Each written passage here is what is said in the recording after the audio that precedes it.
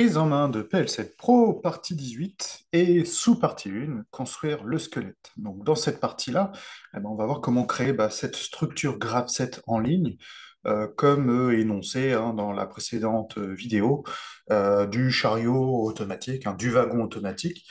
Donc en fait, on va créer cette structure, ce squelette, comme je l'appelle. Donc c'est ça qu'on va venir créer directement sur notre logiciel.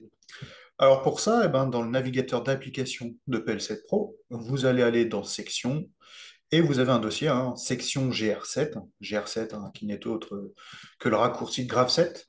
Et cette structure, ce squelette, on va aller le créer dans le fichier chart, fichier G7 pour Graph7 ici.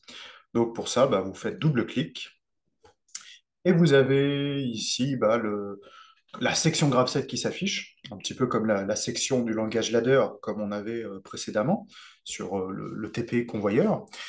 Et en fait, d'emblée, vous avez ici d'afficher une aide avec les éventuels raccourcis qu'on peut avoir pour créer cette structure Graph7. Raccourcis que vous retrouverez ici dans la barre d'outils des objets à placer directement sur le G7. Donc, bien, déjà, ce que je vais faire, moi, dans un premier temps, c'est de donner un commentaire à ce graph7. Donc ici, tout en haut, je vais pouvoir, normalement, saisir un texte. Euh, non, alors... ah oui. Alors, pour saisir le texte, en fait, faut aller dans la barre d'outils, puis là, vous avez les parenthèses et puis les deux petits astérix qui permettent de placer un commentaire à l'endroit souhaité. Donc là, moi, je vais saisir commentaire, G7, du chariot automatique, et je valide. Voilà. Je valide une fois, je valide deux fois. Ensuite, juste en dessous, donc on est assez libre en fait dans l'espace. Pour vous remontrer un petit peu. Hop, en fait, j'ai tout cet espace-là, un espace assez vaste pour aller créer ma structure Graph7. Pour rappel, on a le droit jusqu'à placer jusqu'à 128 étapes sur un Graph7 en ligne. Après, c'est pas forcément le but d'aller mettre autant d'étapes les unes après les autres sur un Graph7. On va voir sur une prochaine vidéo. C'est mieux de découper un Graph7 en plusieurs parties. Donc en fait, là, je vais aller créer cette structure. Donc déjà, dans un premier temps, je vais avoir besoin de l'étape initiale que je vais retrouver ici dans ma barre d'outils. Donc je clique et je viens la placer n'importe où, là, ici. Donc après, je peux lui donner un nom d'étape. Donc je vais laisser l'étape initiale 0. Je valide par entrée. On va donc placer ensuite une transition que je vais avoir ici, nommée DCY et FC1. Je la place. Et en fait, je peux aller placer directement toutes mes transitions les unes après les autres. Ou alors, enfin, placer mes transitions, puis placer les étapes que j'ai ici, les unes après les autres. Ou alors, pour gagner un petit peu plus de temps, on a directement un package, étape plus transition. Comme ça me permet de gagner un petit peu plus de temps.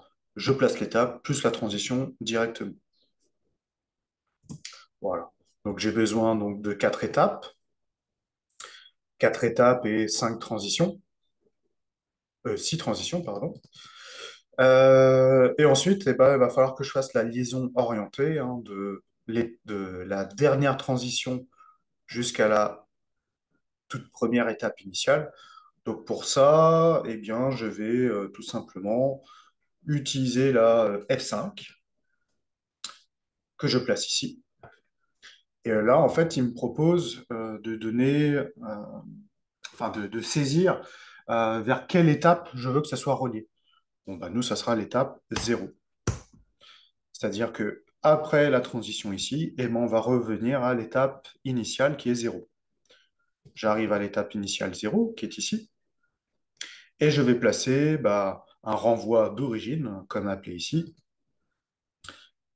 Je saisis et je dis que ça vient de l'étape 4. Voilà.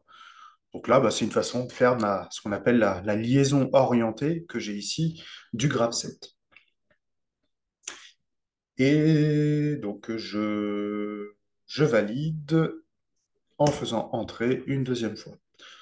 Donc, pour rappel, hein, si tout est passé au noir, ça veut dire que la structure est conforme, que tout est OK. Si ça veut pas quitter le rouge, c'est qu'il manque quelque chose, ou il y a une étape en moins, il y a une transition qui n'est pas reliée, mais il y a quelque chose qui ne va pas. Donc voilà pour la structure graphe 7, donc le squelette. Et on va voir bah, dans la prochaine partie comment renseigner bah, les transitions et les actions. Voilà pour cette partie.